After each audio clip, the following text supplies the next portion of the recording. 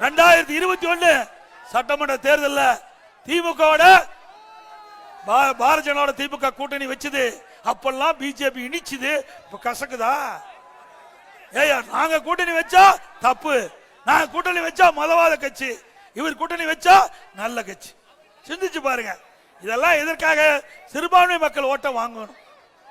சிறுபான்மை மக்கள் ஓட்ட வாங்க வேணும். சிறுபான்மை மக்கள், இஸ்லாமிய மக்கள், கிறிஸ்துவ பெருமக்கள் இந்த கட்சி நம்பி ஏமாந்துறாதீங்க. எடப்பாடி பழனிசாமி உங்களுக்காக குரல் கொடுக்கின்றவர், உங்களுக்காக குரல் கொடுக்கின்றவர். எந்த காலகட்டத்திலையும் கொள்கை விட்டு கொடுக்க மாட்டேன். கூட்டணி வேற, கொள்கை வேற. கூட்டணி வேற, கொள்கை வேற. ஆனா திமுக அப்படி அல்ல. கொள்கை அடமான வைக்கின்ற ஒரே கட்சி திமுக கட்சி. 1999 பாரதிய ஜனதா கட்சியோட கூட்டணி வச்ச. அதுக்கு பிறகு 5 வருஷம் கழிச்சு காங்கிரஸோட கூட்டணி வச்ச. உனக்கு என்ன கொள்கை இருக்குது? இப்ப அண்மையில நேற்று தினம் ஒரு நிகழ்ச்சியில பேசுறாரு. கம்யூனிஸ்ட் கட்சி, விடுதலை சிறுத்தை கட்சி, இதெல்லாம் கொள்கை ஒத்துடைய கட்சியா? கொள்கை ஒத்துடைய கட்சியா? திமுக கட்சிக்கும் கம்யூனிஸ்ட் கட்சிக்கு ஒரே கொள்கையா? திமுக கட்சிக்கு விடுதலை கட்சிக்கு விடுதலை சிறுத்தைக்கு ஒரே கொள்கையா? திமுக கட்சிக்கு காங்கிரஸ் கட்சிக்கு ஒரே கொள்கையா? அண்ணா திமுக அப்படி அல்ல. கொள்கைகள் மாறுபடுகின்றன. தேர்தல் வருகின்ற பொழுது வாக்குகள் சிந்தாமல் இருப்பதற்கு அந்த எங்கள் நிறுத்தப்படுகின்ற கூட்டணி வேட்பாளர் அண்ணா திமுக வேட்பாளர் வெற்றி பெறுவதற்கு நாங்கள் கூட்டணி அமைக்கிறோம். உங்களை போல ஆட்சி அதிகாரத்துவதுக்கு துடிக்கல. ஆட்சியில் இருந்தாலும் இல்லாவிட்டாலும் மக்களுக்காக சேவை செய்கின்ற ஒரே இயக்கம் அண்ணா திமுக இயக்கம். அந்த அடிப்படையில் தான் நாங்க கூட்டணி சேர்றோம். ஏன்னா இன்றைக்கு கூட்டணி சேர்ந்தா தான் வாக்குகள் சிதறாம கிடைக்கும். அந்த அடிப்படையில் சேர்ந்திருக்கிறோம். அது மட்டுமல்ல, திராவிட முன்னேற்ற கழக அரசை அகற்ற வேண்டும் என்பது அண்ணா திமுக அரசு, அண்ணா திமுக கட்சி முதலடைக்குது. அதே போல பாரதிய ஜனதா கட்சி ஊழல் செய்கின்ற திமுகவை அகற்ற வேண்டும். அதற்காக அவர்கள் அந்த எண்ணத்தில் இருக்கிறாங்க. அப்படி அண்ணா திமுக கருத்தோடு ஒத்து போகின்ற கருத்துடைய கட்சிகளை நாங்க ஒன்னா சேர்க்கிறோம். திரு ஸ்டாலின் அவர்களே, இன்னும் பொறுங்க. பிரமாண்டமான கட்சி எங்க கூட்டணியில் வர சேர இருக்குது. நினைச்சு பார்க்காத அளவுக்கு ஒரு கட்சி வரப்போகுது. எதிர்பாரு. 234 தொகுதியில 210 தொகுதி அண்ணா திமுக கூட்டணி வெற்றி பெறும். அண்ணா திமுக பெரும்பான்மை இடங்களை வெற்றி பெற்று தனிப்பெரு ஆட்சி அமைக்கும். மக்களுடைய செல்வாக்கு இழந்த கட்சிக்கு இந்த தேர்தலில் ஒரு தகுந்த பாடத்தை புகுட்டுங்கள். திமுக குடும்ப கட்சி, அது ஒரு கார்பரேட் கம்பெனி கட்சி அல்ல. திரு கருணாநிதி, திரு ஸ்டாலின், திரு உதயநிதி, இப்போ இன்பநிதி வராரு. ஒரு அமைச்சர் சொல்றாரு, கேவலம் மூத்த அமைச்சர் பேரம் மாதிரி இருக்காரு உதயநிதி, அவர்கிட்ட கேட்ட போய் திறந்து விடுறார், டோர் போய் திறந்து விடுறார். பதவி எப்படிலாம் காப்பாத்துறாங்க பாருங்க. திமுக பரிதாபமான நிலைக்கு போயிட்டு அந்த அமைச்சர் சொல்றாரு, இன்பநிதி வந்தாலும் நாங்கள் ஏற்றுக்கொள்வோம். அப்படிப்பட்ட அடிமை கட்சிக்கு தேவையா தமிழ்நாட்டில்?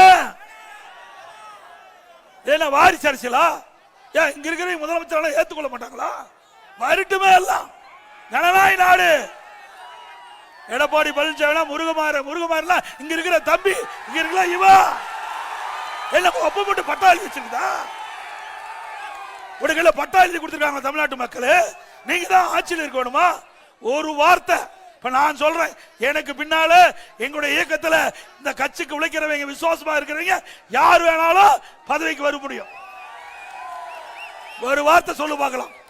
எங்கேயாவது ஒரு கூட்டத்திலேயாவது எங்க குடும்பத்தை தவிர திமுகவில் உழைக்கின்ற நல்ல பண்புள்ள ஒருவருக்கு நாங்க உயர்ந்த பதவி கொடுப்போம், திமுக கட்சியில தலைவர் பதவி கொடுப்போம், திமுக ஆட்சிக்கு வந்தா முதலமைச்சர் கொடுப்போம் ஒரு வார்த்தை சொல்லு ஸ்டாலின். முடியாது. கொஞ்சம் ஏமாந்தா காட்டு மன்னார் கோயிலுக்கு அத்தனையும் பட்டா போட்டுருவாங்க. எடுத்து முறை பட்டா போட்டு ஸ்டாலின். ஆமா, மன்னராட்சி வந்துட்டா என்ன பண்ணுவாங்க? மன்னராட்சி வந்துட்டா அவன் சொல்றதா நம்ம கேட்க வேணும். மக்களுடைய உரிமை போயிருமே, ஜனநாயகம் போயிருமே. அதனால சொல்றேன், வாரிசு அரசியலுக்கு முற்றுப்புள்ளி வைக்கின்ற தேர்தல் 2026 சட்டமன்ற தேர்தல், குடும்ப ஆட்சிக்கு முடிவு கட்டுற தேர்தல். மன்னர் ஆட்சிக்கு முடிவுகட்ட தேர்தல் 2026 சட்டமன்ற தேர்தல் என்பதை நினைவு கொண்டு நீங்கள் அனைத்து இந்திய அண்ணா திராவிட முன்னேற்ற கழகத்தை ஆதரிங்கள். அண்ணா திமுக கட்சி உங்க கட்சி, மக்களுடைய கட்சி. நான் பெரிய மிராஸ்தார் மிட்டாதார் இல்ல, ஒரு விவசாயி. உங்க பகுதியில் விவசாயி நிறைந்திருக்குது. விவசாயி நிறைய அண்ணா திமுக ஆட்சியில் செயல்படுத்தி கொடுத்திருக்கிறோம். அது மாதிரி ஒரு விவசாயி மீண்டும் ஆட்சிக்கு வருவதற்கு உங்களுடைய ஒத்துழைப்பை நல்க வேண்டும் என்று அன்போடு நேரத்தில் கேட்டுக்கிறேன்.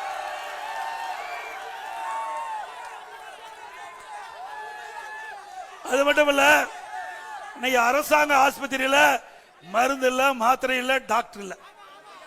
அரசாங்க ஆஸ்பத்திரி மிக மோசமான நிலைக்கு ஆகி போச்சு.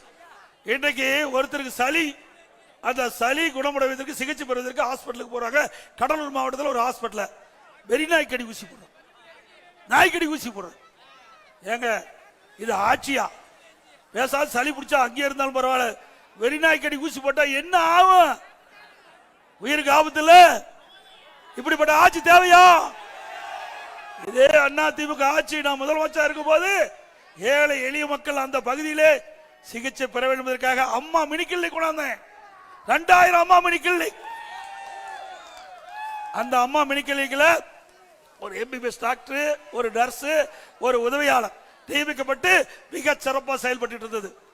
அந்த அரசியல் காழ்ப்புணர்ச்சியின் காரணமா அந்த ஏழை மக்களுக்கு சிகிச்சை அளிக்கக்கூடிய அந்த அதை கூட பொறுக்க முடியாத அரசியல் காழ்ப்புணர்ச்சியோடு அதுக்கு மூடு விழா கண்ட ஆட்சி திமுக ஆட்சி.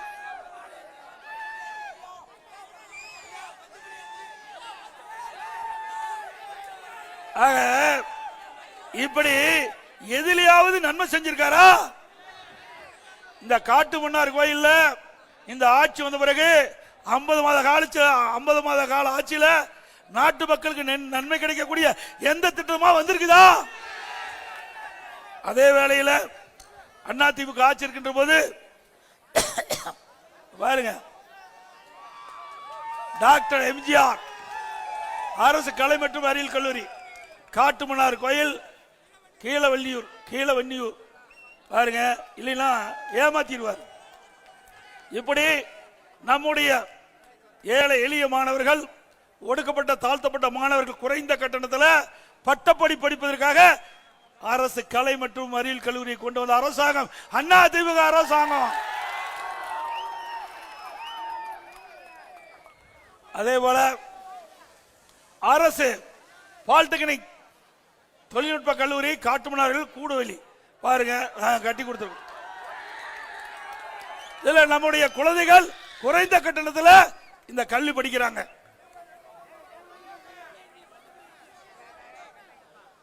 அரசு தொழில் பயிற்சி நிலையம் அண்ணா திமுக ஆட்சியில் கொண்டு வந்திருக்கிறோம்.